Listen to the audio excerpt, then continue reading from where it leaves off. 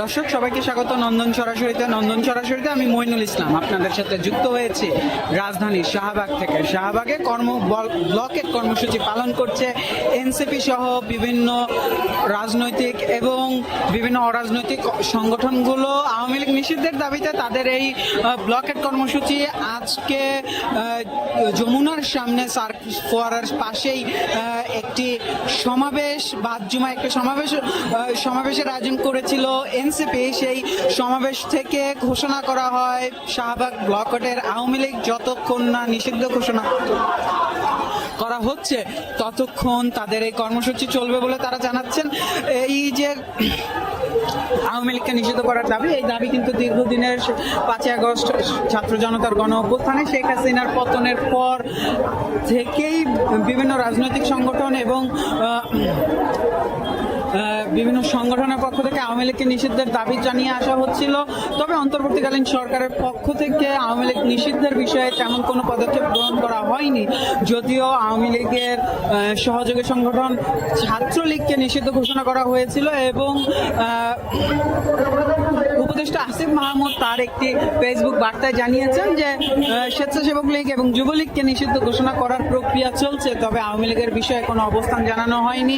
অন্তর্বর্তীকালীন সরকারের প্রধান উপদেষ্টা ডক্টর মোহাম্মদ ইউনূস একটি আন্তর্জাতিক একটি গণমাধ্যমে দেওয়া তার বক্তব্যে জানিয়েছিলেন যে আওয়ামী লীগ নির্বাচন করবে কিনা সেটি আওয়ামী লীগের সিদ্ধান্ত। সেই ঘোষণা আসার পর কিন্তু আবারও ফুঁসে উঠেছিল এই ছাত্র জনতা, বিশেষ করে জুলাই গণ অভ্যুত্থানে যাদের অগ্রগণ্য ভূমিকা ছিল তাদের বক্তব্য আওয়ামী লীগকে অবশ্যই নিষিদ্ধ করতে হবে। সেই নিষিদ্ধ ঘোষণার দাবিতে যে কর্মসূচি তারা পালন করে আসছিল তার অংশ হিসেবে আজকে যেই সমাবেশটি অনুষ্ঠিত হয় এনসিপির নেতৃত্বে, এনসিপির আহ্বানে, সেই সমাবেশে শুধু এনসিপি না, বিভিন্ন রাজনৈতিক সংগঠন, ইসলামিক সংগঠন, ছাত্র সংগঠন এবং বিভিন্ন অরাজনৈতিক সংগঠনের নেতৃবৃন্দ সেখানে উপস্থিত ছিলেন। তারা কিন্তু সেখানে একই দাবি জানায় আওয়ামী লীগকে নিষিদ্ধ ঘোষণা করার। সেই দাবির পরে সমাবেশের শেষে হাসনাত আব্দুল্লাহ তার বক্তব্যে ঘোষণা দেন মিছিল নিয়ে তারা শাহবাগে আসবেন এবং শাহবাগ তারা অবরোধ করবেন। সেই মিছিলে সাথে সাথেই কিন্তু হাজার হাজার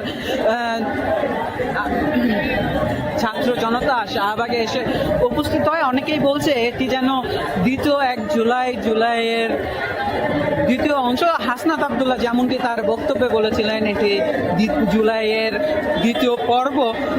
আমরা এখানে দেখছি যে মাদ্রাসার শিক্ষার্থীদের একটি বড় অংশ এখানে অবস্থান নিয়েছেন এবং মাদ্রাসার শিক্ষার্থীরা ছাড়াও নারীদের উপস্থিতিও এখানে আছে চোখে পড়ার মতো। বিভিন্ন বিশ্ববিদ্যালয়, ঢাকা বিশ্ববিদ্যালয়, জগন্নাথ বিশ্ববিদ্যালয়, জাহাঙ্গীরনগর বিশ্ববিদ্যালয়, চট্টগ্রাম বিশ্ববিদ্যালয় সহ দেশের বিভিন্ন বিশ্ববিদ্যালয়ের ছাত্র নেতারাও এখানে আছেন, সাধারণ ছাত্ররাও এখানে আছেন। এই মুহূর্তে কিন্তু শাহবাগে যান চলাচল একেবারেই বন্ধ হয়ে আছে, কোনো যান চলাচল শাহবাগ দিয়ে করতে পারছে না। শাহবাগে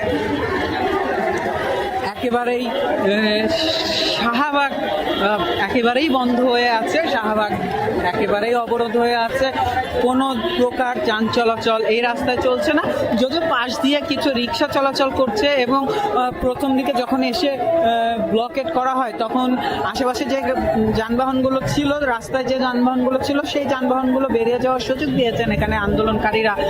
তো কিন্তু এরপরে আর কোনো যান চলাচল করতে দেওয়া হয়নি। যান চলাচল করার আসলে কিন্তু জায়গাও নেই।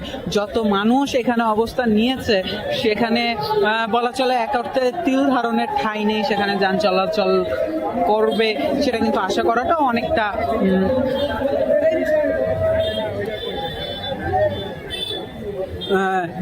নিরাশার সৃষ্টি করবে। আমরা বিভিন্ন স্লোগান শুনছি এখানে, যদিও এখন শোনা যাচ্ছে না, বিভিন্ন স্লোগান আমরা শুনছি, সবগুলো স্লোগানের কিন্তু মর্মার্থ একই, আওয়ামী লীগকে নিষিদ্ধ করতে হবে, আওয়ামী লীগকে বিচারের আওতায় আনতে হবে। এখানে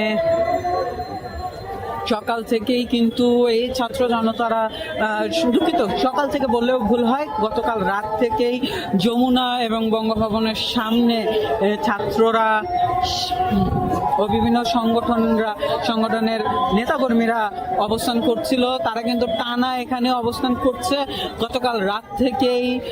জুমার পরে জুমার পরে মসজিদগুলো থেকে বিভিন্ন ছাত্র জনতার একটি ঢল আসে এনসিপির সেই সমাবেশ কেন্দ্রে, সমাবেশ ময়দানে।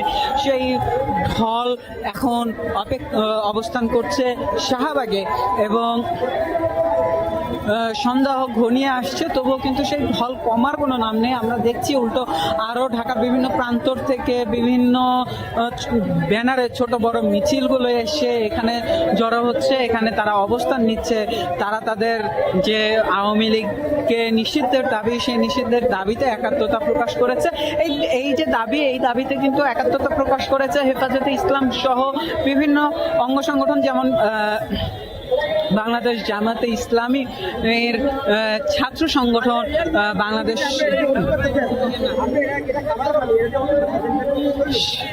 ছাত্র শিবির, ইসলামী ছাত্র শিবিরও কিন্তু এখানে তাদের একাত্মতা ঘোষণা করেছে। এবং আমরা এখানে দেখছি যে ইসলামী ছাত্র শিবিরের কর্মীদের সংখ্যাও কিন্তু চোখে পড়ার মতো। এই মুহূর্তে শাহবাগ সম্পূর্ণ ব্লকে অবস্থান কর্মসূচি চলছে। এই ছিল আমার কাছে শাহবাগ থেকে সর্বশেষ। এতক্ষণ আমাদের সাথে থাকার জন্য ধন্যবাদ। আবার আপনাদের সাথে যুক্ত হব শাহবাগের খবর নিয়ে, এই আন্দোলনের খবর নিয়ে। ততক্ষণ আমাদের সাথে থাকুন, দেখতে থাকুন নন্দন টিভির ইউটিউব চ্যানেলটি অবশ্যই সাবস্ক্রাইব করতে ভুলবেন না, ফেসবুক পেজটি লাইক করতে ভুলবেন না।